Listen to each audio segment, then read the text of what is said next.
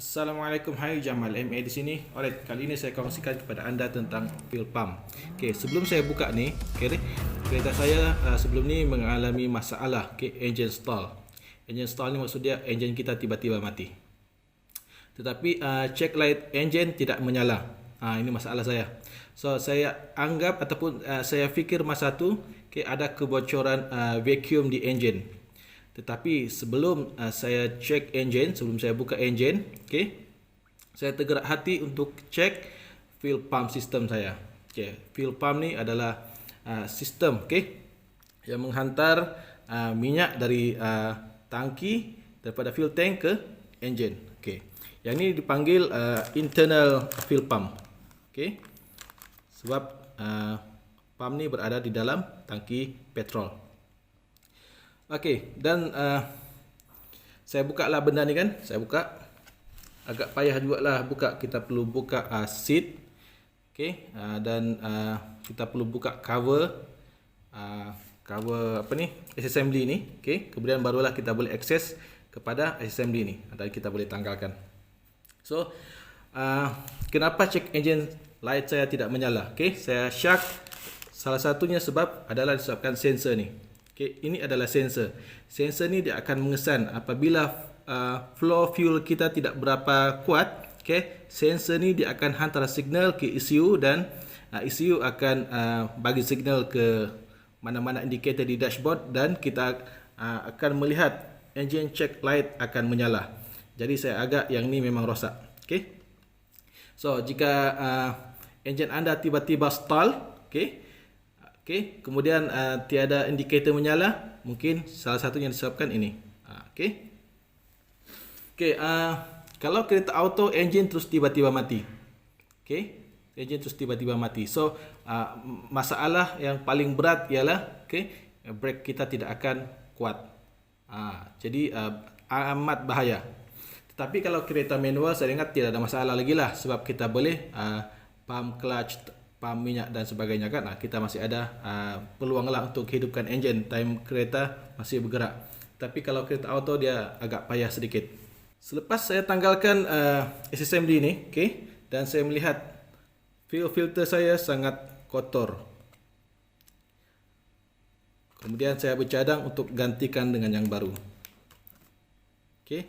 Tetapi sebelum saya pasang semula, okay, saya cek keseluruhan assembly ni. Mana tahu ada masalah lain lagi kan. Okey, begini. Pump ni dia operasi macam ni. Okey, kedudukan dia dalam assembly ni macam ni, dalam casing ni.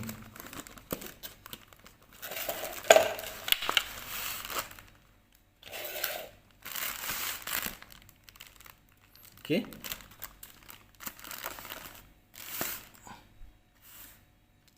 Kemudian ini ada cage. Dia duduk dalam. Okey, dia duduk dalam. Okey, ini namanya fuel cage.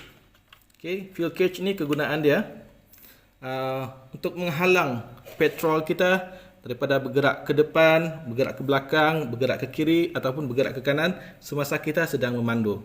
So, apabila petrol berada di dalam ni maknanya dia perangkap, sebab kita panggil cage, dia perangkap petrol untuk terus stay berada di dalam ni.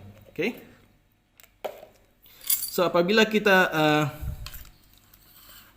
hidupkan kunci ataupun kita pusing kunci ke aksesori ACC, okay, petrol akan disedut melalui filter ni dan pump ni dia akan hantar ke mari. Di sini ada satu filter lagi. Okay. Selepas tu petrol tu akan terus dihantar ke line hitam ni. Okay, line hitam ni terus keluar. Yang ini kita panggil discharge. Okay. Kemudian di sini ada satu regulator. Okay, regulator ni dia mengawal tekanan ataupun mengatur. Namanya pun regulator kan, pengatur. Okay, apabila berlaku tekanan tinggi di sini, okay, di dalam line petrol kita bermula daripada sini sampai ke injector, apabila berlaku tekanan tinggi, okay, regulator ni dia akan tendang spring. Okay, ada dia frame di dalam ni. Okay, dia akan release sedikit tekanan. Okay, petrol tu, semua petrol yang berlebihan tu, tekanan yang berlebihan dia akan hantar semula ke fuel tank kita. Dalam masa yang sama, okay, ada tidak semua dia hantar ke fuel tank. Ada yang dia recycle semula untuk dimasukkan ke dalam cage ini. Okey. Ini recycle line ni. Dia masuk sini.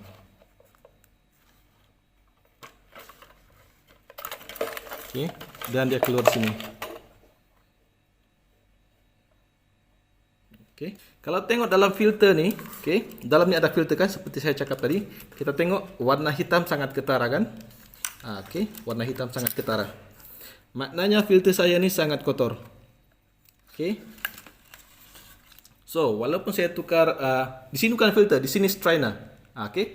So, walaupun saya tukar filter baru, tetapi strainer di dalam sangat kotor, tiada guna juga. Dari mana kotoran yang melekat dalam strainer ni? Okey. Okey, ini adalah pump. Okey. Dalam pump ni ada armature dan juga ada carbon brush. Okey, carbon brush tu dia akan connect. Okey. Wiring 2 point ni dia akan connect ke winding ataupun armature. Okey. Kemudian armature akan berpusing.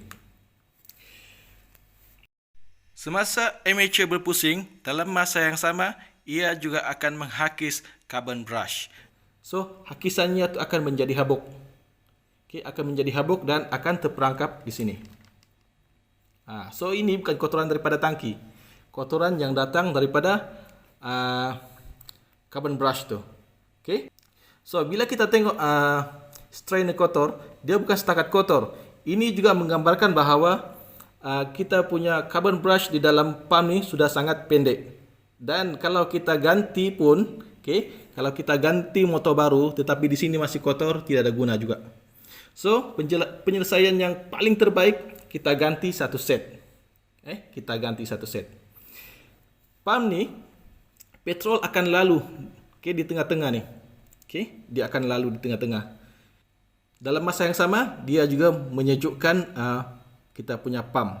Dan kotoran yang dihasilkan oleh carbon brush tadi, okay, akan dibawa sekali oleh petrol. Okay, dan kotoran itu akan menyangkut di strainer. Okay. So apa beza filter dengan strainer? Filter dia menapis kotoran yang agak kasar, sementara strainer dia menapis kotoran yang begitu halus.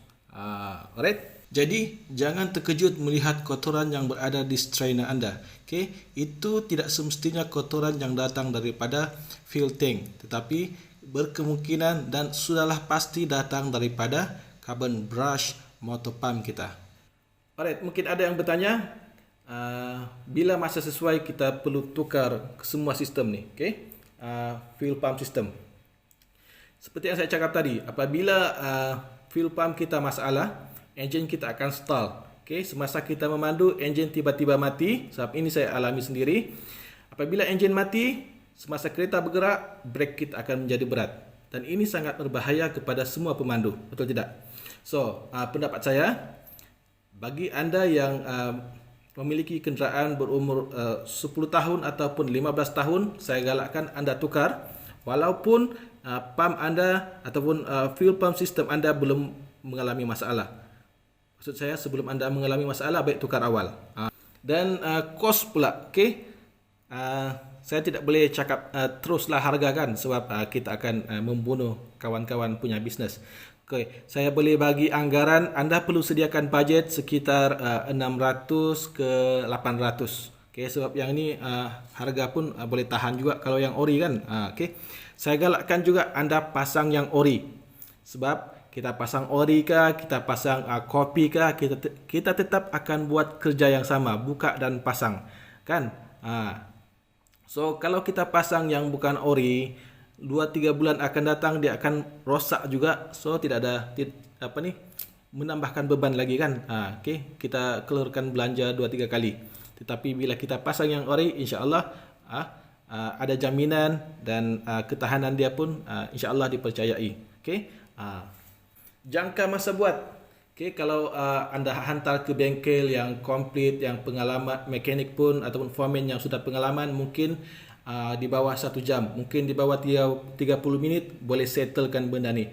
Sebab jika anda buat sendiri, kena buka tempat duduk, kena buka lapik belakang dan sebagainya kan. Jadi kalau anda betul-betul ingin buat sendiri, itu lainlah kan. Tapi jika anda ingin hantar ke kedai, okey, jangka masa yang saya boleh agak adalah bawah 1 jam ataupun 30 minit boleh siap. Okey, janji duit adalah kan. Selepas saya tukar fuel pump system ni, okey, dan saya try jalan petang tadi, okey, alhamdulillah enjin saya tidak stall lagi. Maknanya masalah engine stall tu memang berpunca daripada fuel pump system saya. Alhamdulillah. Okay. So saya harap video ataupun perkongsian ini dapat memberi manfaat kepada anda. Okay. Semoga kita berjumpa lagi di video yang akan datang. Assalamualaikum. Bye bye.